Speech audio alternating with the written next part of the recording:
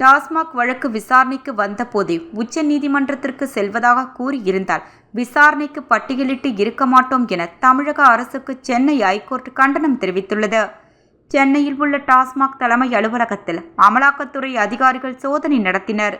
அமலாக்கத்துறை எதிராக சென்னை ஐகோர்ட்டில் தமிழக அரசு மற்றும் டாஸ்மாக் நிர்வாகம் சார்பில் மனுக்கள் தாக்கல் செய்யப்பட்டன. இந்த வழக்கை விசாரித்த நீதிபதிகள் எம்.எஸ். சுப்பிரமணியம், கே. ராஜசேகர் அடங்கிய புதிய அமர்வு விசாரித்தது. இந்த வழக்கை சென்னை ஐகோர்ட்டில் இருந்து வேறு மாநிலத்திற்கு மாற்றக் கோரி தமிழக அரசு சார்பில் உச்ச நீதிமன்றத்தில் மனு தாக்கல் செய்யப்பட்டது. இந்நிலையில் ஐகோர்ட்டில் இன்று மீண்டும் வழக்கு விசாரணைக்கு வந்தது. அப்போது டாஸ்மாக் வழக்கில் நீதிமன்றத்தை இழிவுபடுத்துவதா என சென்னை ஐகோர்ட் நீதிபதிகள் கேள்வி எழுப்பினர்.